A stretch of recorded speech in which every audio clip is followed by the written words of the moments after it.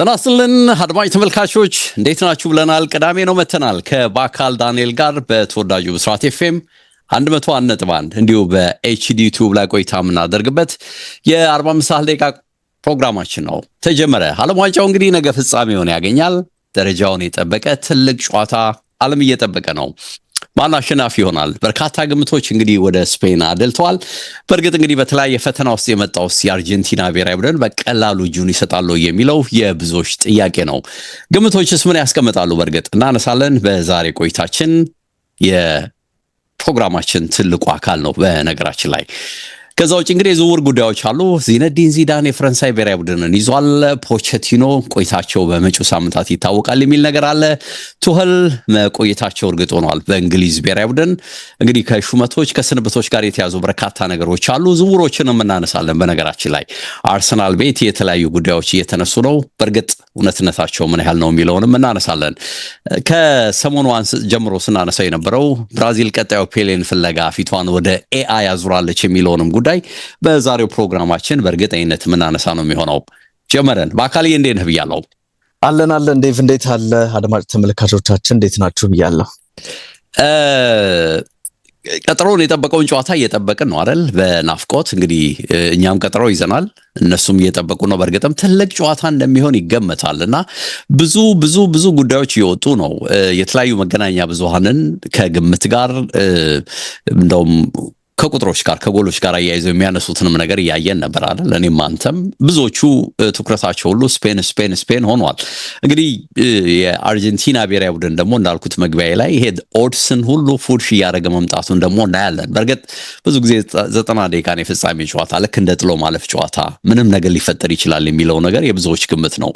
በእርግጥ ግን ምን ይላሉ እንግዲህ ከጨዋታው በፊት የወጡ በፕሪቪው መልክ ጨዋታውን በመዳሰስ መልክ የወጡ ጉዳዮች እንዲሁ ታክቲክ ጋር በተያዘም ጨዋታውን ለማሸነፍ በሚረዱ ነጥቦች ላይ የሚነሱ ነገሮች ምን ይላሉ የሚለውን አስቀድመን እናንሳ። በነገራችን ላይ በአካል ዴቭ እንደው ከመግቢያ ላይ ካነሳው ነገር ብንጀምር የዓለም ዋንጫ አንደኛው እንግዲህ የሚጠበቀው ወይም ይሆናል ተብሎ የታሰበው ነገር ብዙ ያልሆነበት ወይም ደግሞ አንዱ ቡድን ያሸንፋል ተብሎ የተሰጠው ግምት በቀላሉ የሚመጣ እንዳልሆነ ተመልክተናል። ስፔን እኮ ስትጀምር ስፔን እናስታውሳለን በኬፕ ቨርድ በጣም ተቸግራ እንደው ኬፕ ቨርዶች ድል ነበራቸው ምናምን ገባ።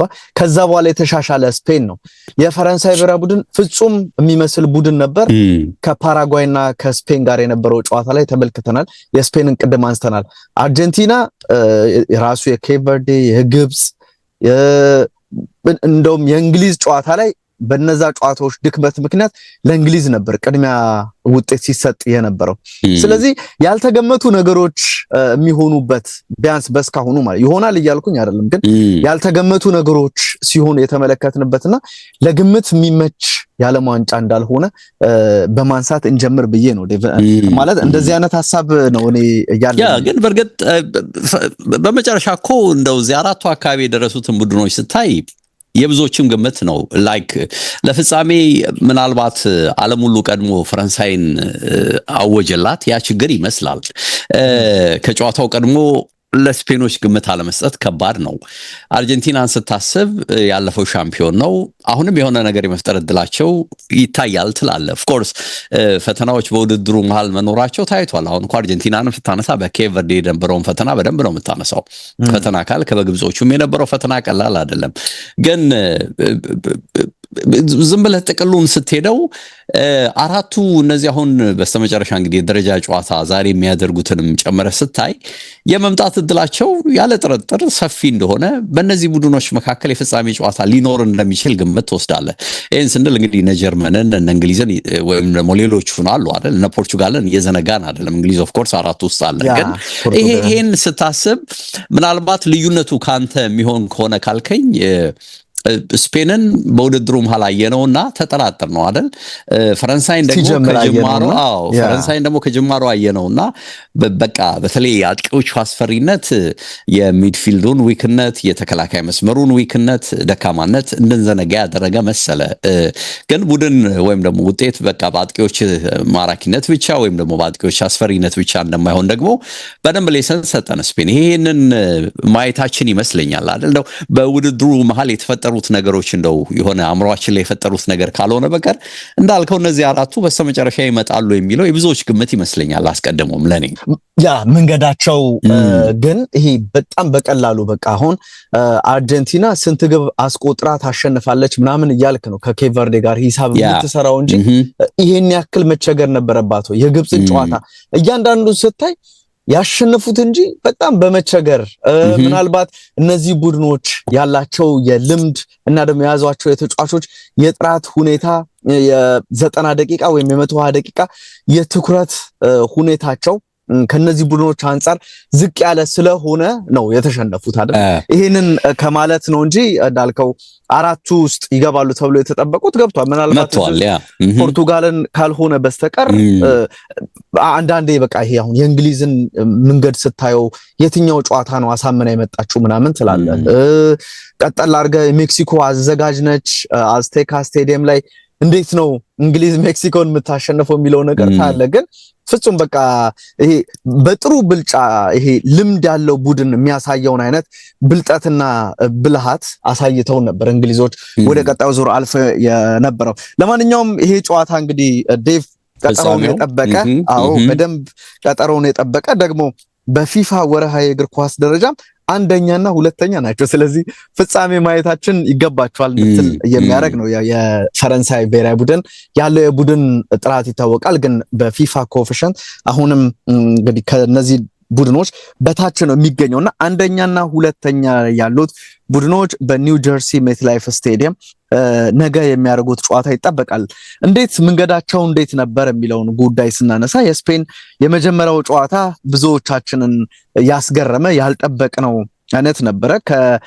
ለውድድሩ እንግዳ ከሆነችው ኬፕ ቨርድ ጋር ተጫውታ ዜሮ ለዜሮ ያጠናቀቁት ጨዋታ ነበረ። እንግዲህ ከዛ በኋላ እንደ ስፔን ምን ልትሆን ነው የሚል ነገር ነበረ። ግን አንዳንድ ቅያሬዎቻቸው የአሰልጣኙ በደንብ የሰሩበትና በሁለተኛው በሶስተኛው ጨዋታ እያደገ እና ቡድኖች በቶርናመንት ይሰራሉ ለሚለው አንደኛ ማሳያ የዚህኛው የዓለም ዋንጫ በቶርናመንት ቡድኖች እንደሚሰሩ ምናልባት በዋነኝነት የሚጠቀሰው የስፔን ብሔራዊ ቡድን ነው። ከዛ በኋላ ሳውዲ አረቢያን እንደዚሁ አሸንፈው ነበረ 4-0 በሆነ ውጤት። የኦያርዛባል ሁለት ጨዋታዎች እንደዚሁ ደግሞ ለያማልም ያደረጋቸው አሲስት እንደነበር እናስታውሳለን። እንደዚሁም ደግሞ የሉዊስ ዴላ ፉዌንቴ ቡድን 1-0 በሆነ ውጤት ዩሩጓይን ያሸነፈበት ጨዋታ ነበር። ከዛ በኋላ እንደዚሁ በ32ቱ ኦስትሪያ ሊያስቸግር ይችላል ተብሎ የተጠበቀውን ቡድን እንደዚሁ 3-0 ቀለል አድርገው ያሸነፉበትን ጨዋታ ተመለከትን። ፖርቱጋልን በጥሎ ማለፍ 16 ውስጥ በሚካኤል ሜሪኖ በተለይም ይሄ ጨዋታ ስፔንን በደንብ እንድንገምታት ኢቭን ጨዋታው ላይ የነበራቸው ብልጠት እና ደግሞ የነበራቸውም ጨዋታውን ለማሸነፍ የነበረ ተነሳሽነት ከፖርቱጋል አንጻር ሲታይ ላቅ ያለ እንደነበር እናስታውሳለንና የሚካኤል ሜሪኖም የ91ኛ ደቂቃ ግብ ካየን በኋላ ፈረንሳይን ልትፈትን እንደምትችል ያ ጨዋታ አፕሩቭ ያደረገልን ይመስለኛል። የክርስቲያኖ ሮናልዶን ፖርቱጋልን ያሸነፉበት ጨዋታ ከዛ በኋላ ደግሞ እንደዚሁ በኳርተር ፋይናሉ ከቤልጂየም ጋር የተጫወቱበት እና አሁንም የሚካኤል ሜሪኖ የመጨረሻ ደቂቃ ግብ ያስፈለገበት እና በአሳዛኝ ሁኔታ የቤልጂየሙ ግብ ጠባቂ ሾን ሎመንስ የተሳሳተበትን ሁኔታ ተመለከትን። በግማሽ ፍጻሜው ፈረንሳይን አሸንፈው እንግዲህ ለነገው መንገዳቸው በተለይ እኮ ጥሎ ማለፉ ላይ መንገዳቸው ግድንግዶችን የገጠመ ነው አይደል? በጣም ፖርቱጋል መለስ ብለህ ስታየው ፈረንሳይን ትላለህ፣ ቤልጂየምን ትላለህ። በቃ ዝም ብለህ ሶስቱ ብቻ በቃ እንደው ምድቡን እርሳውና ምድብ እኮ እንዳልከው ብትንገዳገድም ይሄው በቃ ራሱ የምንድነው አካሄዱ የፊፋ አካሄዱ በራሱ ኮሰስ ብለህም ሶስተኛው ሆነ ታልፋለህ። ገብቷል ምለው አይደለ? ያለ ጥርጥር መቼም ስፔን ስፔንን የሚያክል ቡድን በጨዋታው በጥቅሉ 4 ነጥብ 3 ነጥብ አያገኝም ብላ አታስብም። ያ የሆነ የሚነግርህ ነገር አለ ልልህ ነው። ትክክል። ከዛ እንግዲህ ምን አይነት ነገሮች ነበሩ የሚለው ነገር ስታይ ሮድሪ የባለንዶር አሸናፊ ለምን እንደሆነ ያስመለከተንን ብቃት በፈረንሳዩ ጨዋታ አሳይቶናል። ሚድፊልድ ላይ የነበራቸው ፍጹም የሆነ ቁጥጥር የፈረንሳይ ተጫዋቾችን ኢምባፔን፣ ኡስማን ዴምቤሌን፣ ኦሊሴን ከጨዋታ ውጭ እንዴት ኒውትራላይዝ እንዳደረጓቸው ተመልክተናል። መጣደፉ በፈረንሳይ ቡድን በኩል ሲኖር ስፔኖች በእርጋታ ነገሮችን ሲከውኑና የሚገባቸውን የ2-0 እድል ያስመዘገቡበትን እንቅስቃሴ ተመልክተናል። አርጀንቲና በተመለከተ ያው ሰርቫይቭ እያደረገች ይሄ እንዴት ነው በቃ ወደቁ ሲባል እየተነሳ የመጡበት አይነት ጨዋታ ነበረ። እናስታውሳለን የአልጄሪያው ጨዋታ ፍጹም አሳማኝ ነበር። ያ የሜሲ ጨዋታ ነበረ፣ የሜሲ ሃትሪክ የተመለከትንበት። እንደዚሁ ከኦስትሪያም ጋር የነበረውን እንቅስቃሴ ያየንበት እና ብዙም የማሳመን አይነት ነገሮች ያልነበሩበት ደግሞ በተለይ የአርጀንቲናን ትልቅ ችግር የተመለከትነው ከካፖ ቬርዴ ጋር በነበረው ጨዋታ ነው። የ32ቱ ጨዋታ ይሄ ቡድን ምን ያክል ተቸግሮ እስከ ጭማሪ ሰዓት ሄዶ በ120 ደቂቃ ጨዋታውን የጨረሰበትን ሁኔታ ስታይ ከ2-0 መመራት ተነስቶ ግብፅን ብዙ የዳኝነት ጥያቄዎች በነበሩበት ያው ሁሉም ሊያምንም ላያምንም ይችላል። የጨዋታው ላይ የነበረው የዳኝነት ሁኔታ ጥያቄ የነበራቸው ሰዎች አሉ፣ እንደሱ ብለን ማለፍ እንችላለን። ከዛ ተነስተው ነው ግብጾችን እንዴት 3-2 በሆነ ውጤት ያሸነፉበት። ከስዊዘርላንድ ጋር የነበረው ጨዋታ ላይ የቀይ ካርድ ሁኔታ እና ደግሞ እየመሩም ነበረ ከዛም በፊት ተጨማሪ ግብ የሚያስቆጥሩበት እድል ነበርና ከኋላ ተነስተው ይሄኛውንም ጨዋታ ያሸነፉበትን ስታይ ደግሞ በመጨረሻም የእንግሊዝ ብሔራዊ ቡድንን የረቱበት ሌላ ድራማ የነበረበት ብዙ ፖለቲካል ውዝግብ ያለው ጨዋታ ነበር። በእንደዚህ አይነት መልኩ ነው እዚህኛው መርሃ ግብር ላይ የመጣው። አሁንስ ይሄ ጨዋታ እንዴት ነው ከግምት ውጪ ይሆናል ወይ የሚለው ጉዳይን እንደው ስታነሳ ቅድም አንተ እንዳነሳው ስፔን አሁንም ያለኝ ነገር ምንድነው ዴቭ ይሄ ሪሴንሲ ባያዝ የሚሉት ለቅርብ ነገር የማተኮር እሱ ሊሆን ይችላል ወደሚለው ስፔን ፈረንሳይ ላይ ብልጫ ስለወሰደች ይሄኛውን ጨዋታ ስፔን ታሸነፋለች ብሎ ማሰብ ማነው አርጀንቲና ብልጫ ተወስዶባት ስለመጣች ትሸነፋለች አይነት ነገር ፈረንሳይ እኮ በስፔን እንደዚህ አይነት ብልጫ ተወስዶባት ትሸነፋለች አይደለም በቃ አሸነፈው ወደ ፍጻሜ ትገባለች ለሚለው ነገር በጣም የቀረበ አይነት ነገር ነበርና ዓለም ዋንጫው በእንደዚህ አይነት ነገር ላይጓዝ እንደሚችል ፍንጭ የተመለከትንበት ደግሞ የስፔን ብሔራዊ ቡድን ቅድም ያነሳ ነው የሮድሪ ጉዳይ ብቻ አይደለም። አሁን እነ ላሚን ያማልም በደንብ ወደ እንቅስቃሴ እየመጡ እንዳለ የተመለከትንበት እንቅስቃሴ ይመስላል። ዴቭ ላሚን ያማል በዛ መስመር ላይ ጥሩ እንቅስቃሴ ምናልባት የአሌክስ ባዬና በግራ በኩል ያለው እና ደግሞ የተከላካይ ክፍላቸውም አሁን በጥንካሬ ላይ እንደሚገኝ ኤምሬች ላፖርት ከአይናችን የጠፋ ተጫዋች መስሏል፣ ግን ብሔራዊ ቡድኑ ላይ ሲመጣ አሁንም ልዩነቱ ከፍ ያለ እንደሆነ ከዚህ ተጫዋች ጋር በተገናኘ የተመለከትንበት ኩኩሬያ አሁንም ማድሪድ ለምን ይሄንን ተጫዋች እንደፈለገው የሚያሳይ ብቃትን በተለይም በእንግሊዙ ጨዋታ ያስመለከተን ይመስለኛል።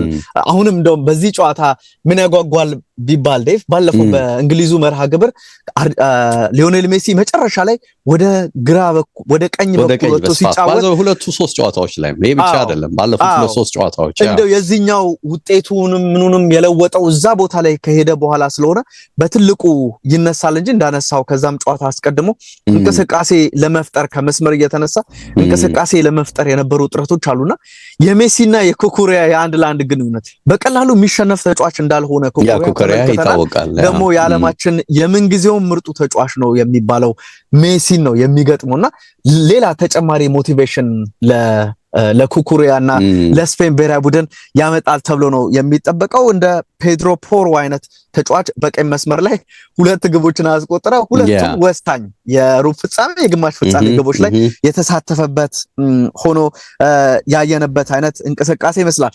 በአርጀንቲና በኩል የአሰልጣኝ ሊዮኔል ስካሎኒን የቅያሪ ብቃት በሚገባ የተመለከትንበት አርጀንቲና ካስቆጠረቻቸው 19 ጎሎች 12ቱ የተቆጠሩት ከ72ኛው ደቂቃ በኋላ ነው የሚል ነገር ስናነሳ ነበረ ዴቭ። ይሄ ማለት ቅያሬዎችም ከተደረጉ በኋላ ማለት ነው በደንብ ቅያሬዎቹ የሚሰሩለት አሰልጣኝ እንደሆነ የሚነካቸው ነገሮች ሁሉ የሚጣፍጡለት አሰልጣኝ ሆኖ እየተመለከት ነው። በተለይም ለዚህ የእንግሊዙ ጨዋታ ትልቁ ወይም የቅርቡ ማሳያችን እሱ ከመሆኑ ጋር በተገናኘ ያንን ልታነሳ ትችላለህ። የአርጀንቲና ማጥቃት ይላል እንግዲህ በ2026 ባለው ሁኔታ ሜሲ ያለበት በምንለው በቀኝ በኩል 35% የአርጀንቲና ማጥቃት በዛኛው በቀኝ ሳይድ በኩል ነው ዴቭ።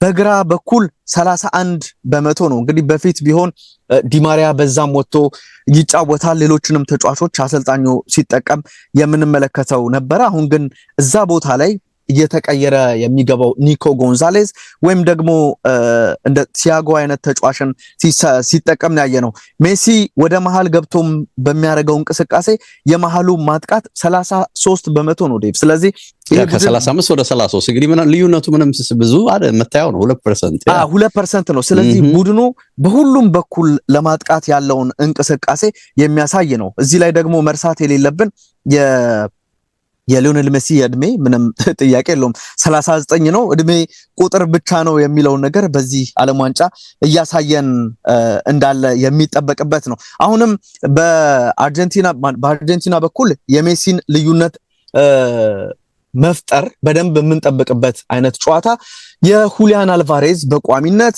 እንደዚሁም ደግሞ ላውታሮ ማርቲኔዝ እየተቀየረም እየገባ ሲያስፈልግ በአንዳንድ ጨዋታዎችም ላይ በቋሚነት እየጀመረ ልዩነት ሲፈጥር እናልና በዚህ ጨዋታ ምናልባት የሚጠበቀው ሊዮኔል ሜሲ ነው ወይንስ ደግሞ ያልተጠበቀ ሌላ ተጫዋች? እኔ እንደ ሁሊያን አልቫሬዝ አይነት ተጫዋች እንጠብቃለሁ ዴቭ። በዚህ ጨዋታ ልዩነት ከፈጠሩ ከሜሲም ያለ ጥርጥር ሜሲ ትኩረት ማዕከል መሆኑ የሚቀር ይሆናል። ስለዚህ ብዙ ትኩረቶች በስፔን በኩል ሜሲ ላይ ሲሆን ሌሎች ተጫዋቾች ክፍተቶችን እንዲያገኙ የሚያደርግበት እድል ከፍተኛ ሊሆን ይችላል። በአርጀንቲና በኩል እንደው መነሳት ያለበትና እንደ ስጋት ሊነሳ የሚችለው ዴቭ ብዙ ማጥቃት የሚወደው ታግሊያፊኮ ከላሚን ያማል የሚያደርጉት እንቅስቃሴ ጨዋታውን ሊወስነው ይችላል ተብሎ ይጠበቃልና እንደዚህ አይነት ጨዋታዎች ላይ አሰልጣኞች ይሄ አሲሜትሪካል ወይም ኢምባላንስ የሆነ ማጥቃትን ከሁለቱ ፉልባኮች የመጠቀም ነገርን በአርጀንቲና በኩል ልናይ እንችላለን። ለዚህም ብዙ ማጥቃት የሚወደው ጎንዛሎ ሞንቲኤልን በናሁል ሞሊና ቀይሮ ዴቭ ቀይ መስመሩ ላይ እንዴት ሲረዳ እንደነበረ እንግሊዙ ጨዋታ ላይ ተመልክተናል። ስለዚህ ጎንዛሎ ሞንቲኤልን በቀኝ በኩል አሰልፎ በደንብ የሚያጠቃው ፉልባክ እሱ እንዲሆን ሜሲን እየረዳ እንደ ሮድሪጎ ደ ፓውሎ አይነት ተጫዋችም ወደ አማካኝ ክፍሉ ላይ በቋሚነት ይመጣል ተብሎ ነው የሚጠበቀውና እሱም እዛ ቦታ ላይ ኦቨርሎድ ስለሚያደርጉ በኩኩሪያ ቦታ ተጽዕኖ አድርጎ ግቦችን ለማስቆጠር በሚደረገው እንቅስቃሴ በዚህ በቀኝ በኩል የአሌክስ ባየና ልክ እንደ ላሚን ያማል አይነት ተጽዕኖ የለውም ዴቭ። ስለዚህ ብዙ ላይ ያሰጋ ይችላል ጎንዛሎ ሞንቲኤል ወደፊት እየሄደ መጫወት። በግራ በኩል ግን ታግሊያፊኮ ዝም ብሎ የሚሄድ ከሆነ ተጋላጭ ሆኖ በእድሜ የገፋው ብዙም ፈጣን ያልሆነው የአርጀንቲና የተከላካይ መስመር በእንግሊዞች ሲሰበር አንድ ግብ ቦርደን ባስቆጠረበት መልኩ በዛ በግራ በኩል ተመልክተናልና አሁን ደግሞ አደገኛው ላሚን ያማል እዛ ቦታ ላይ ነው የሚጫወተው። ስለዚህ የታግሊያፊኮ ሚና በዚህ ጨዋታ በአሰልጣኙ እጅጉን መገደብ አለበት ብዬ አስባለሁ ዴቭ። እንግዲህ እንደዚህ ምናልባት ጨዋታውን ሊወስኑ የሚችሉት አንዳንድ እንቅስቃሴዎች እነዚህ ናቸው። አንተ የተወሰነ ሐሳብ ዝም ብዬ ውስጤን ሳዳምጥ የሚገርምህ ነገር በሽበሽ የሆነ ጎል የሚቆጠርበትም ይመስለኛል። አላውቅም ያርግልን እንዳንተ ስሜት እንዴት ነው ታመጣው? ወይንም በሽበሽ እንዳትለኝ መሰጥ መሰላል ራስህ እንቀበላለን እና አላውቅም በየትኛው ወገን ነው የሚለው ነው እንጂ ስጋቱ እና ይሄን ስለ ያው ዞሮ ዞሮ እኛም የግምት ነገር ማስቀመጣችን አይቀርም እናነሳለን፣ ሌሎች የሰጡትንም እናነሳለን እና I think ሐሳብ ቅድም መግቢያ ላይ የጠቀስካቸው ነገሮች ይገዙኝ ይመስለኛል። በዚህ ውድድር ላይ የስፔን ብሔራዊ ቡድን ጄኒውን ዋንጫ ቡድን እየሆነ የመጣ መሆኑን በደንብ አሳይቶናል በመጣበት ሂደትና ያለ ጥርጥር በኳስ ቁጥጥር ብልጫውን እዚህ ጨዋታ ላይ ሊወስዱ እንደሚችሉ ግምት ትወስዳለህ። በተለይ የነ ሮድሪ አማካይ መስመር ያለ ችግር እነ ፈርናንዴዝን እና ሌሎቹንም ሊዮኔል ሜሲን ምናልባትም ደፖልን የመሰሉ የሚገቡትን እዛ ቦታ ኢቨን ማካሊስተርንም ቢሆን ሞር ማኔጅ ማድረግ የመቆጣጠር ነገር ይኖራቸዋል። ልምድም ኦፍ ኮርስ በሁለቱም በኩል የማይተናነስ ልምድ አለ። ግን በተለይ ፈረንሳይ ብሔራዊ ቡድን ላይ ያሳዩን እንዳልከውም ደግሞ የቅርብም ስለሆነ አላቅም አእምሯችን ውስጥ የተቀመጠው ያን የማድረግ አቅም አላቸው። ኦፍ ኮርስ እንኳን ሊኖር ይችላል ልክ እንግሊዞች ላይ ያየነውን አይነት ነገር እዚህም ለማድረግ የመሞከር ነገር ይኖራል ብዬ በአርጀንቲናዎች በኩል ጠብቃለሁ። ግን ለዛም ቢሆን ደግሞ የማይተናነስ ነገር በስፔኖቹም በኩል የመሰጠት እድሉ ሰፊ ነው የሚል ግምት አለ በእኔ በኩል። ልዩነቱ እንዳልከው ግን ስፔኖቹ በማጥቃቱ ኢንቴንት ላይ የተሻለ ነገር የመፈጸም አቅም አላቸው ብዬ ነው። እንግሊዞች ላይ የፈጠሩትን ነገር አርጀንቲናዎች ቁጭ ብለው ወይም ደግሞ በነፃነት እዚህ ስፔን ላይ ይፈጥራሉ የሚል ግምት የለኝም እና በዚህ መነሻ ይመስለኛል ነገር ትንሽ ወደ ስፓኒሾች ያደላል። ኦፍ ኮርስ ይሄንን ብዙዎች የሰጡት ግምት ስለሆነ ምንም ሰርፕራይዝ ያደርጋል ብዬ መጠቅሰው አይደለም፣ የተለየ ነገር አይደለም። ግን ዝም ብዬ ስሜቴን ሳዳመጥ ይሄ በትንሹ ብቻ ላይ ከአንድ ጎል ገብቶ በዛ ብቻ የሚጠናቀቅ አይነት ጌም አይመስል 2-3 ጎሎች ልናይ የምንችልበት ከሆነም ደግሞ የስፔን ዶሚኔሽን በደንብ ይኖርበታል ብዬ የማስበው አይነት ጌም ነው። ለምድ ሁለቱም ጋር ማይተናነስ ልምድ አለ። በተለይ በጨዋታ ሲጠናቀቅ ገደማ ላይ ደግሞ ያለ መደናገጥ ወደ ጨዋታ እስከመጨረሻው ገፍቶ የሚሄድ ውጤት ብልጫ ቢወሰድባቸው ያንን ለመቀየር ደግሞ የመጣር ነገር በአርጀንቲናዎች በኩል እንደሚኖር ታውቃለህና አስቀድመህ ዝም ብለህ የራስን ግምት ትሰጣለህ እንጂ እንዳልከው ደግሞ ልክ መግቢያ ላይ በ90 ደቂቃ በ120 ደቂቃ የሚፈጠር አይነት ድራማቲክ የሆነ ነገር ስለሆነ ደግሞ ይሄ የከሌ በላይነት የከሌ ኃያልነት የከሌ የተሻለ ልምድ ምናምን የምንለውም ላይ ስራ የሚችልበት ጨዋታ እንደሆነም ደግሞ በዛው ልክ ግምት የምትወስድበት ሁኔታ ይኖራል። ግን ለሁሉም የኔ ስሜት ወደ ስፓኒሾቹ ያደራል በትልቁ አላቅም። በዚህ መነሻ አንዳንድ ግምቶችን አንድ የተሳካለት ግማችንም ሐሳብ ያያየው ነበር። ምናልባት አንተም ተከታትለው ሊሆን ይችላልና አንድ ናይጄሪያዊ ግማች 29 ጨዋታዎች ገምቶ እስካሁን ግምቶቹ ሰርተውለታል። እንግዲህ 29 የተሳኩ ግምቶች አድርጓል። በርግጥ 29ኙንም ገምቶ 29 ተሳክቶለታል ሳይሆን በርከት ያሉ ገምቶ ከበርካታዎች ውስጥ የያዘለት ነገር ሰፊ ነው በሚል ያለምን ትኩረት ስቧል በሚል ያነሱት ነውና ሳም ኤክስኤክስ ነው የሚሉት በዩቲዩብ ነው ግምቶቹ ብዙ ጊዜ የሚያስቀምጠውና በዚህም ዙሪያ በዚህ በፍጻሜውም ጨዋታ ዙሪያ አርጀንቲናና ስፔን ግምትን አስቀምጠው ግምቱ የሱ ወደ አርጀንቲና ደልቷል። ሊዮኔል ሜሲ የውድድሩ ኮከብ ጎል አግቢ ሆኖ እንደሚጨርስ አርጀንቲና በስተመጨረሻ ዋንጫ እንደምታነሳ የጠቀሰበት ሐሳብ ሰፍሮ ተመልክቻለሁ። ከጭንቅላቴ የሆነ ነገር ይላል ልቤ ደግሞ የሆነ ነገር ይላል ነው እያለ ያለው። እንግዲህ ሁለት የሆነ የተምታቱ ነገሮች እንዳሉት ራሱም ይገልጻል። እንግዲህ የፍጻሜው ሲሆን ወይም ደግሞ ግምቱ መስመሩን እየሰመረ መምጣቱን ተከትሎ ይዞበት የመጣው ጫና የፈጠረው እንደሆነ አላውቅም። ግን ጭንቅላቴ ከልቤ የሚል ነገር ሲል አንብቤ ያለውና የትኛው መከተል እንዳለበት አላቅም። እንዲህ አይነት ግምቶች ግን እየጠነከሩ እዚህም እዛም እየመጡ እንዳለ እያየን ነው ያለ ነው። የተለያዩ የአትሌቲክ ሪፖርቶችንም የዴይሊ ቴሌግራፍ ሪፖርቶችንም እያየን ነበር አይደል? የሚነግሩ ነገር እሱን ይመስላል። ትክክል ዴቭ፣ እንደው ስማቸውን ባናነሳው ግን የአትሌቲክ ገማቾች እንደው ግን ከግምቱ በፊት ዴቭ ቅድም ስታነሳ ያስታወስኩት ነገር አርጀንቲናን ሰዶ ማሳደድ ስታነሳ ነበረ። በግብጽ ጨዋታ፣ በካቦ ቬርዴ ጨዋታ፣ በእንግሊዝ ጨዋታ ቅድሚያ እየተወሰደባቸው ከዛ በኋላ ወደ ጨዋታ የመመለስ አይነት ነገርና እዚህ ጨዋታ ላይ ግን የአይነት ነገር የሚሰራ አይመስለኝም። አንዴ ከእጃቸው ከወጣ የስፔን ቡድን ያለው ጥራት ያለው እንቅስቃሴ 2-0 ቢመራም ኢቭን 1-0 እንኳን ስፔን ከመራ የአርጀንቲናን መመለስ በጣም ከባድ የሚያደርግ ኳሱን ሊወስዱብህና ሊያታክቱ ይችላሉ። በቃ አሁን እነዚህ ቡድኖች ላይ እኮ የጥራት ጉዳይ እኮ ነው፣ ወይም ያሰልጣኝ ፍራቻ ወይ ቅያሬዎች ምናምን ናቸው። አሁን እንግሊዝ ላይ እኮ ባለፈው ስናነሳ ነበረ የሶዮ የዳንበርንና የኤዝሪ ኮንሳ ተቀይሮ መግባትን ሁለት ተከላካዮችን ሲያስገቡ በቃ ሶዮ ሳጥናቸው ሊከላከሉ እንደሆነ የሚያሳይ ነው። ማነው ዴክላን ራይስ ሲወጣ ጎርደን ሲወጣ ለምንድነው በጎርደን ቦታ ስናነሳቸው የነበሩት ማዱዌኬ፣ ሳካ፣ ኤዜ ምናምን አይነት ተጫዋቾች ያልገቡት እያለ ነበር። ስፔን ላይ እንደዚህ አይነት ነገር ብዙም የለም። አሰልጣኝ ሉዊስ ዴላ ፉዌንቴ ይሄ ነገር በሚገባ ሲያሳዩ ነው የጨዋታ ቁጥጥር ሲያስፈልጋቸው እንዴት በቃ ፈረንሳው እንደ ኪሊያን ምባፔ አይነት ተጫዋች ግብ ጠባቂ ሊማታ እስከ መንደርደር ያደረሰ ፍራስትሬሽን ውስጥ የሚከት የኳስ ቁጥጥር ብልጫን ሊወስድብ ይችላልና አርጀንቲናዎች መጠንቀቅ ያለባቸው ቅድሚያ ግብ እንዳይቆጠርባቸው ነው።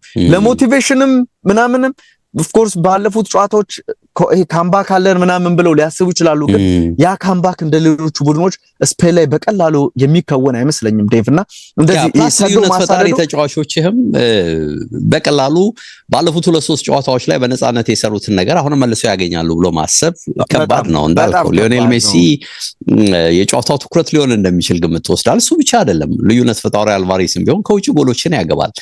ስፔኖች ይሄንን በደንብ ነው የሚያውቁት።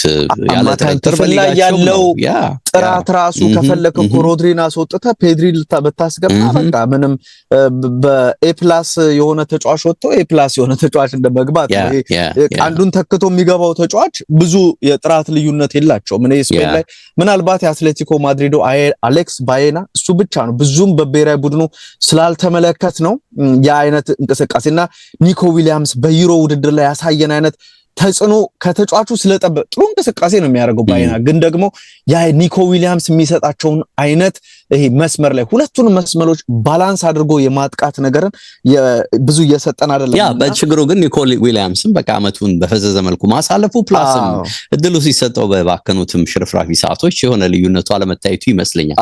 እንግዲህ ስፔኖቹን ማለት አድማጩን ባዝ ያደረግ ነው የሚሰማንን ስሜት ነው እንጂ እየተናገረን ያለው ነው። በነገራችን ላይ ጨዋታው አልቋል ደቋል ስፔኖች በእኛ ዋንጫ አግኝተዋል ስለዚህ የእናንተ ሐሳብ ትርጉም የለውም ወደሚል እያመራን እንዳልሆነ እንዲገነዘቡት ነው የምንወጣው።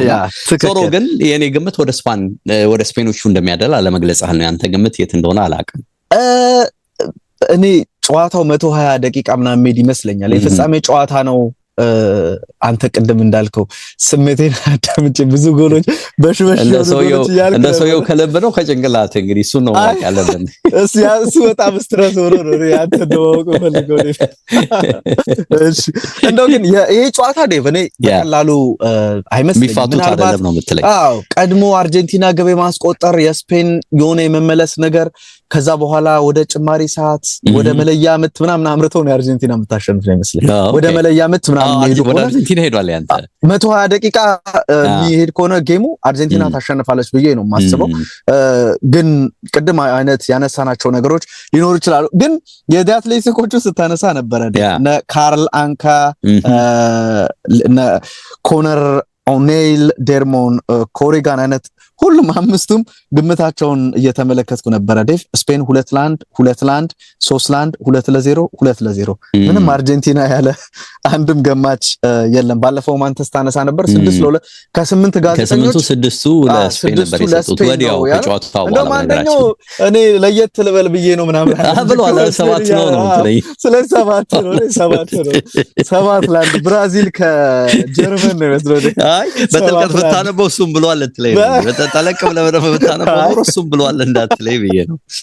እንደዛ ስትል አንተ እንደሰማው መለስ ብለህ ልታየው ትችላለህ ዘገባው መለስ ብለህ ልታየው ትችላለህ። ያ አይነት ይመስለኛል ዴቫንተ ደግሞ ቴሌግራፍ ላይ ያሉትን ነው ተመሳሳይ ይዘት ነው ያላችሁ። ተመሳሳይ ይዘት ነው ያላችሁ ሁሉም በሚባል ደረጃ።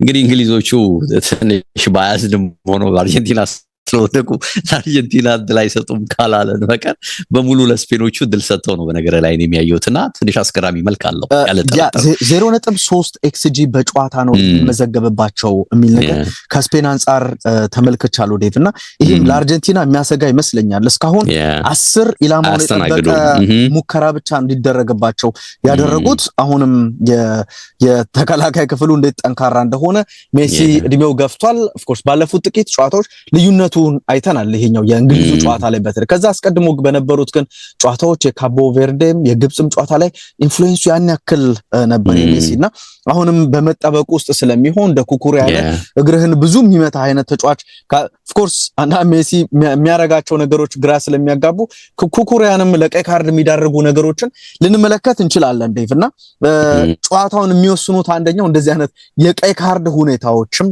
ጨዋታውን የመወሰን ሁኔታ አላቸው የሚለው ብሎ ማለት አንስተን ይቻላል። ያው ብንወጣ ይሻላል። አርጀንቲና ዋንጫ ብትወስድ ደስ ይላል። ጨዋታው ከባድ ነው የሚደለፈው። ያብ ትልቅ ታሪክ ነው የሚሆነው በተለይ ለሊዮኔል ሜሲ ከተሳካ ምን ያህል ትልቅ ድል ሊሆን እንደሚችል ግምት መውሰድ ትችላለህ። በዚህ እድሜው ያልተዘመረለት ግን አይደል ራሱ አሰልጣኙ ስካሎኒ ራሱ ይገርማል። ስሜቱን የሚቆጣጠርበት የማስተካከሎቹ ይበዛል አይበዛም እንትን ነው ግን አንዳንዴ ድርቅ ማለት አይነት ነገር አለ ነው ጭምቅ አድርገህ ፊትህን ሁሉ ሳይቀር በቃ ያንን ደስታ ለመገደብ ደግሞ የሚገርመው ያወራሁት ነበር ከቅዱስ ጋር ራሱ እዚህና ሰው እንዲያቅፉትም እኮ እድል አይፈጥርም። ሰዎች በደስታ ሲገልጹ ኮቾቹ ወደ እሱ አይሮጡም እንዳደርሱ ይመስላል። ይሄ እንዲህ አይነትስ ራስንና ስሜትን የመገደብ ነገር ቢቀር ነው የሚሻለው። በነገር እንዲህ ስሜትን ገድበህ መከራን ከምታይ ቢቀር ነው የሚሻለው።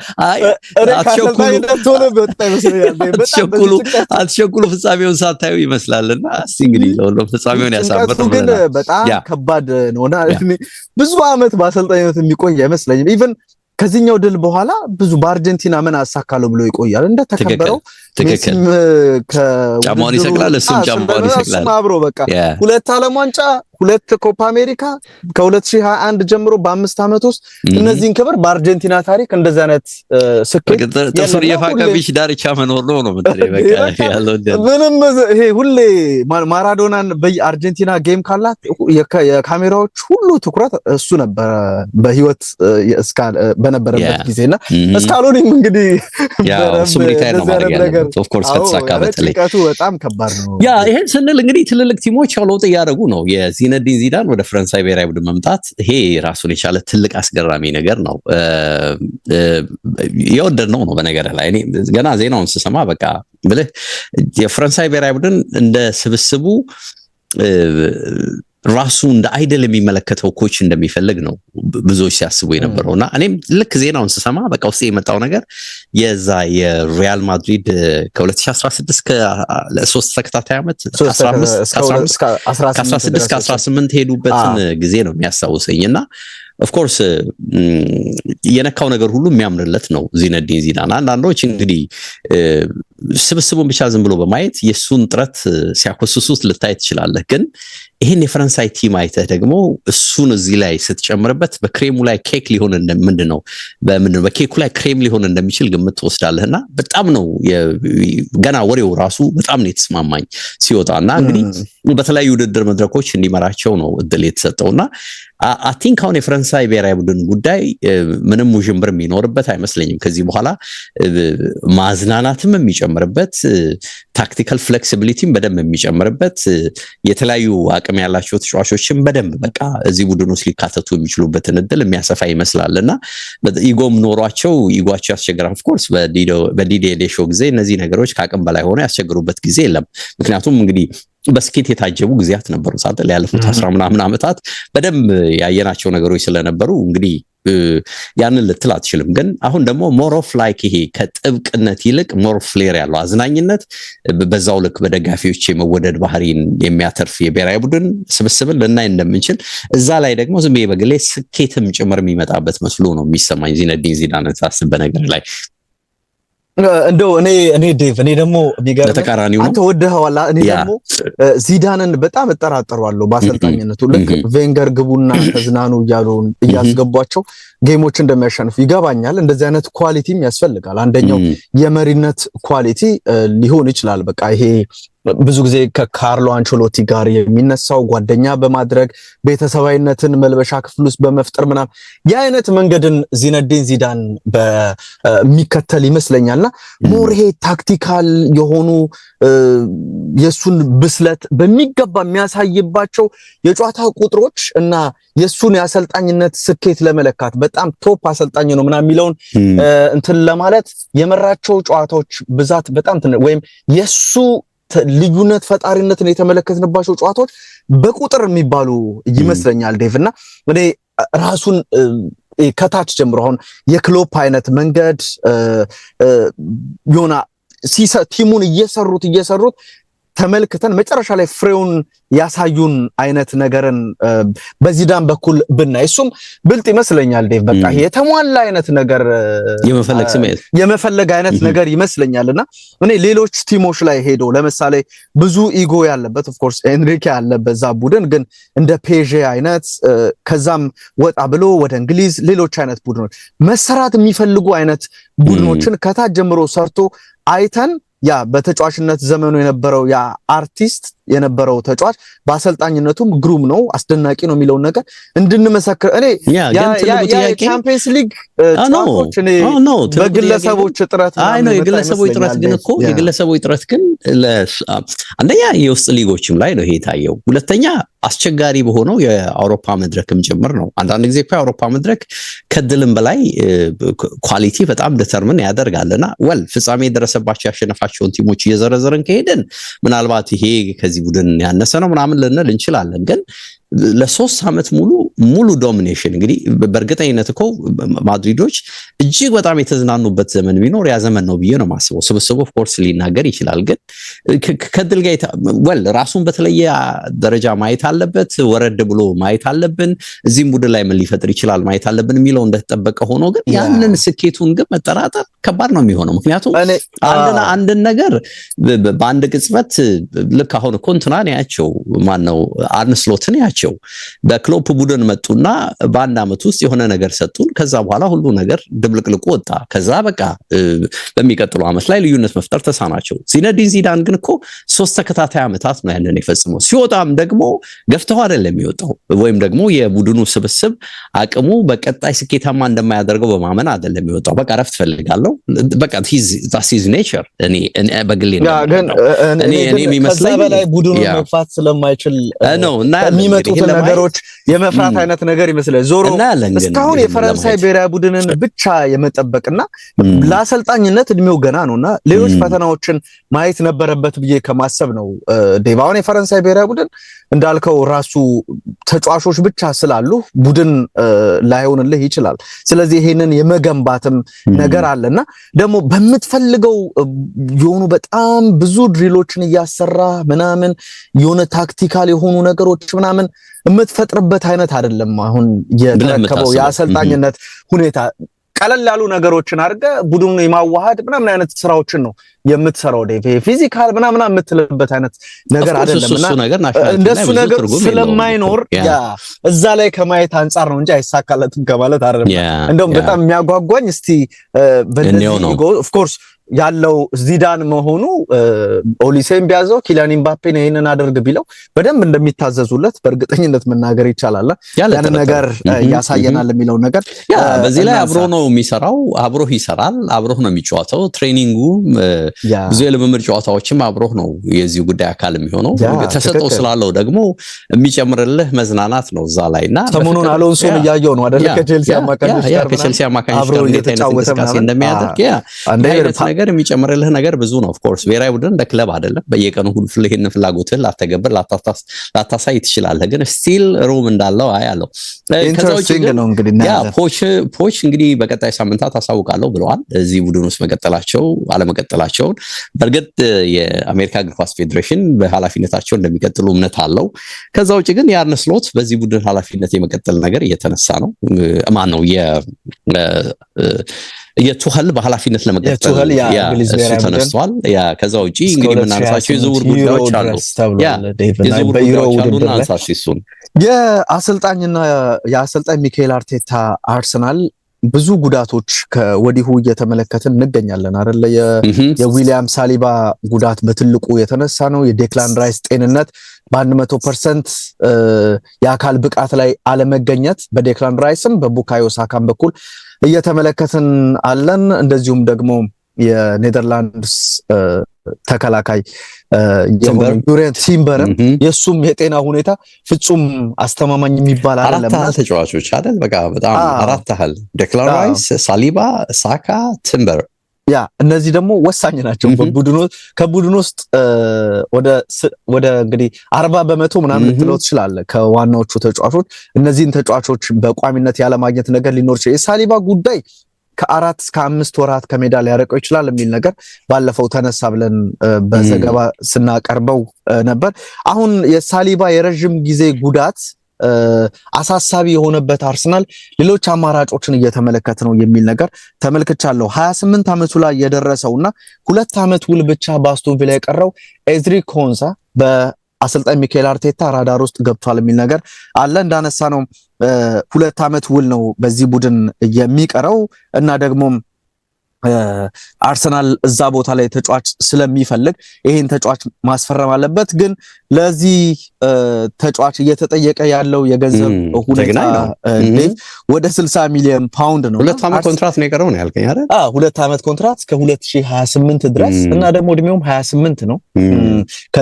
ከዚህ በላይ አሁን ፒክ የሚባለው እድሜው ላይ እየደረሰ ምናልባት በቃ አንድ አመት ደርሷል። እንደው አሁን የእግር ኳስ ተጫዋቾች ይዘገያሉ ስለሚባል ከፍ እያለ እስከ 31 ድረስ በደንብ መጫወት ይችላል የሚለውን ነገር የማንሳት ካልሆነ በስተቀር ይሄ ጥያቄ ቀርቧል። እንግዲህ አርሰናል ከዚህ አስቀድሞ ያን ሜሊየን አስፈርሟል። የቀድሞ የሊድስ በጣም ረጅም ግብ ጠባቂ እሱን በተጠባባቂነት የራያ ተተኪ ለማድረግ አምጥቷል። የክሪስቶስ ዞሊስ ይሄም ከክለብ ብሩገ ከክለብ ብሩሽ የመጣ በ40 ሚሊዮን ዩሮ የመጣ የትሮሳር ተተኪ ይሆናል ያሉት ማለት ነው። ትሮሳር ወጥቷል። አሁንም የሞርጋን ሮጀርስ ጉዳይ አንዳንድ ነገሮችን እየተመለከትኩኝ ነበር ዴቭ። 120 ሚሊዮን ድረስ በቪላ በኩል ይጠየቃል። ቪላ ተጫዋቹን ለመሸጥ ግዴታ ውስጥ አይደለም ያለው። ስለዚህ የመደራደር አቅሙ ሰፊ ነው እና እንደዚህ አይነት ገንዘብ ካልቀረበለት የሚል ነገር አለ። ደግሞ አርሰናል ትሮሳር ወጥቷል። ከአዲስ ሊግ ነው የሚመጣው። ቁጥሩ ይገርማል እኮ የክሪስቶስ ዞሊስ የሚባለው ልጅ ዴቭ 29 አሲስት ነው ያየሁት። ቤልጂየም ሊግ መሆኑ ካልሆነ በቃ ይሄ ጥያቄ የለውም። አይደለም ከቤልጂየም ሊግ ከፖርቱጋል ሊግ የመጣውና ያ ሁሉ በ2 ዓመት ምናምን 90 ምናምን ግብ ያስቆጠረው ተጫዋች እንዴት መጥቶ ሲቸገር እንደነበረ ስዊድናዊውን አጥቂ እርግጥ ደርቢ ካውንቲ ምናምን ነበር አሉ የልጅ አይደል? ታች ነው ኖርዊች ሲቲ ነበር የሚል ነገር ስንመለከት ነበረ። እንግዲህ የአይነት ነገሮች አሉና ሮጀርስ በሊጉ የተፈተነ ደግሞ ብዙ ጉዳት የለበትም ዴቭ። በጣም ጥቂት ጨዋታዎች ናቸው ያመለጡትና ሁሌ አቬለብል የሆነ ተጫዋች ነው። በግራም ደግሞ በቀኝ በ10 ቁጥርም ሚና ኦዴጋርድ ከደከመ ከተጎዳ እዛ ቦታም ላይ መጫወት የሚችል ተጫዋች ስለሆነ አማራጭ ብዙ የሆነ ተጫዋች ነው። ስለዚህ አርቴታ ቢያስፈርመው ይሄንን ተጫዋች በትልቁ ያተርፍበታል። ግን 120 ሚሊዮኑን ማሟላት አለበት። ቪላ ምንም ጭንቀት ነገር እየተሰማው አይደለም እየተባለ ሲነሳ ነበር። ያው የሸጡ ተጫዋች እንደ ዩሮ ቴሌሞን አይነት ተጫዋች ወደ ሌላ ቡድን ሄዷል። ደግሞ እነሱ በምትኩ ያስፈረሙትም ተጫዋች አለ አይደለ? ሌላም ተጫዋች ወደ ቡድናቸው ማምጣታቸው ተረጋግጧል። ግን አርሰናል ለሳሊባ ተተኪ ይሄንን ተጫዋች ጠይቋል። ቼልሲ 55 ሚሊዮን ፓውንድ መክፈል አለበት ተብሏል። አርሰናልም ፈላጊው ነው የሚል ነገር ለኳ ይሄንን ተጫዋች ከክሪስታል ፓላስ ግራጋቢ ለፈረንሳይ ስም ለኳ ነው። እሺ ያ ላክሮክስ ምናምን አይነት ጽሁፉ ግን በቃ ላኳ ነው። ይሄንን ተጫዋች ነበር ማለት ነው። አይዝብ ፎርሙላ ቼክ አድርጌ ፈረንሳይ ስም ዝም ብላ አጣራም። እሺ እደ አታስተውስም? ኦሊቪር ጂሩ መጨመሪያ ነው ብዙ እንትን ኦሊቨር ጊራውድ ምናምን አይነት ኦሊቪር ጂሩ ያ መጨረሻ ላይ ነው ብዙ እንትን እና እንደዚህ አይነት የዚህም ስም በጣም የተለየ ነው። 55 ሚሊዮን ፓውንድ ዞሮ ተጠይቆበታል። ክሪስታል ፓላስ ይሄንን ተጫዋች 26 ዓመቱ ላይ ነው።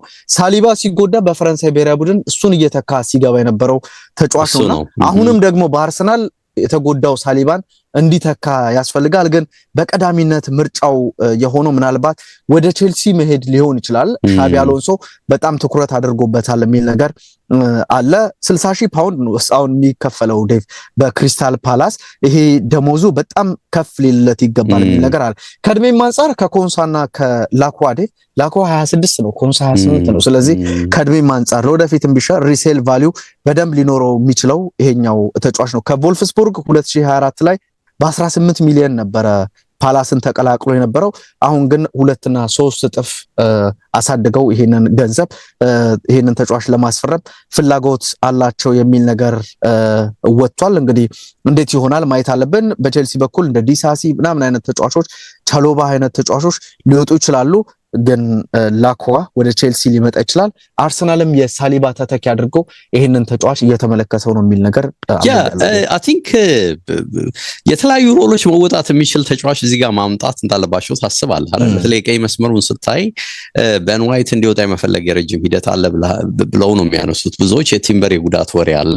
ሶ ካመጣ የሳሊባን ጊዜያዊ ችግር መድፈን የሚችል ግን በዘላቂነት ደግሞ በዛ በቀይ መስመርም የሚጫወት ተጫዋች ብታመጣ የማስኩዌራንም እድገት ያለ መግታት ነገር ይኖረዋል ብዬ አስባለሁ። እኔ በግሌዝም ብዬ ሳይ ምክንያቱም ማስኩዌራም እየወጣ ያለ እንግዲህ የመሀል ተከላካይ ነው። በእርግጥ ለችግር ተብሎ ወደ ቀኝ ዞሮ ታይተናል። ግን ከባድ ፈተና ነው በተለይ ለመሀል ተከላካይ ወደ ቀኝ መሄድና አሁን ላኳ ያልከው ልጅ ላምጣው ብትል በጀኒውሊ የመሀል ተከላካይ ሆኖ እንዲቀጥል ከማሰብ ብቻ የሚሆን ነው የሚመስለኝና ግን አሁን የኮንሳ አይነቱ የእድሜ ጉዳይ ካልሆነ በቀር በተወሰነ የቀይ መስመርም ተጫዋች ነው። ኦፍ ኮርስ በቲምበር ደረጃ ወደፊት ሄዶ ምንድነው አሲስት ለማድረግ አቅም አለው ወይ ኦቨርላፕ የማድረግ ይሄ ጥያቄ ሊሆን ይችላል። እሱ በጣም ደካማ ነው።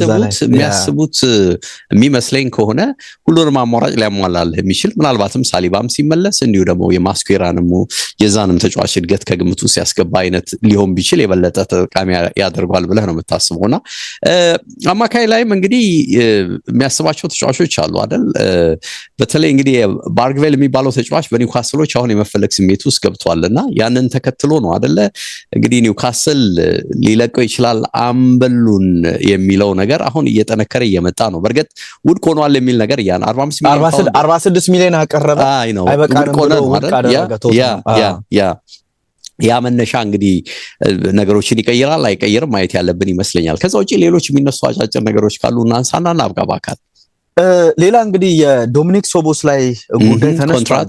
የኮንትራክት ማራዘም ጉዳይ ተነስቷልና ይሄ ተጫዋች አሁን በሊቨርፑል እስከ 2031 የሚያቆየውን አዲስ ውል ፈርሟል የሚል ነገር አለ። እንግዲህ ወደ ሊቨርፑል የመጣሁበት ልጅ የወለድኩበት እነዚህ የሚያስደንቁ ናቸውና በጣም ከምርጦቹ ቀናቶች አንደኛው ይሄኛው ነው ብሏል። እንግዲህ በሊቨርፑል ውሉን ያራዘመበት ለአሰልጣኝ አንዶኒ ኢራዮላ እጅግ ወሳኝ የሆነ ዝውውር ነው የውል ማራዘም ልትለው ትችላለህ። ለሊቨርፑል ጥሩ አይደለም ባለፉት ጥቂት ዓመታት ኢንክሉዲንግ ሞሐመድ ሳላህን ታነሳለ፣ የትሬንት አሌክዛንደር አርኖልድን፣ የአንድሪው ሮበርትሰንን ጉዳይ ታነሳለ፣ የኢብራሂማ ኮናቴም ጉዳይ አለ። ተጫዋቾችን ውል እስከ መጨረሻው ይዞ የመጓዝ ነገርና ቶሎ ያለ መፈጸም ነገር ነበረ። 2 ዓመቱ ሊቀረው ነበር። ኦፍ ኮርስ የመደራደር አቅም ነበራቸው። ቢያንስ 1 ዓመት ተጠቅመው ከፍ ባለ ገንዘብ መልቀቅ አማራጭ ነበራቸው። ግን በድርድሩ ደስተኛ ሆነው ሁለቱም አካላት ከስምምነት ደርሰው የስፖርቲንግ ዳይሬክተሩ ሪቻርድ ሂውዝ ነው ይሄንን ኦፕሬሽን የመራው የተባለው ይሄንን ተጫዋች ውል ማራዘም በስተመጨረሻም ከተጫዋቹ ወኪሎች ጋር ከስምምነት ደርሷል። ለአንዶኒ ኢራዮላ ከፍተኛ ደስታን የፈጠረ የውል ማራዘም የሚል ነገር ተነስቷል። ለቡድኑ እንግዲህ ወሳኝ እንቅስቃሴን ያሳየ በሁለቱም በማስቆጠርም አሲስት በማድረግም ደብል ፊገር ያስመዘገበ ከስቴቨን ጄራርድ በኋላ የመጀመሪያው የሊቨርፑል ተጫዋች መሆኑን ባለፈው የውድድር ዓመት ሲጠናቀቅ ተመልክተን ነበር። የቡድኑ በሁሉም መመዘኛ የተጫዋቾች የደጋፊዎች ምናምን ያመቱ ኮከብ ተጫዋች ተብሎ የተመረጠው ዶሚኒክ ሶቦስላይ ነውና ለሊቨርፑሎች ሌላ ምርጥ የሚባለውን አይነት ዜና ያዳመጡ ይመስላል። እንግዲህ የዚህ ተጫዋች የውል ማራዘም በሚገባ ይጠቅማቸዋል። ሌሎችም የሚመጡ ተጫዋቾች አሉ። አሁንም ከዓለም ዋንጫው በኋላ የማካሊስተር ቆይታ ምን ይሆናል የሚለው ጉዳይ ከሊቨርፑል ጋር ተነስቶ ስመለከተው ነበረ። እንግዲህ የዚህ ተጫዋች የውል ማራዘም ተነስቷል። ይሄንን ነው ማለት የሚቻለው። እናብቃ እንግዲህ በአካልዬ ኤችዲ ስፖርቶች ነበረን። እንግዲህ ወሳኙን ጨዋታ አድማጭ ተመልካቾች እንዲከታተሉ ነገ እንጋብዛለን። በእርግጥ የደረጃ የማሟያ ጨዋታ አለ። እንግዲህ ፊፋ ለምን እንደማይተው ባናቅም በእንግሊዞችና ፈረንሳዮች መካከል የሚደረግም የዛሬ ጨዋታ አለ። እሱ ላይ ትኩረት ያላቸው እሱንም እንዲከታተሉ በማክበር እንጋብዛለን። አበቃን። ይዛር መልካም ጊዜ ብያለሁ። ባባይ። ሰላም ወደ መልካም ጊዜ ላንተም።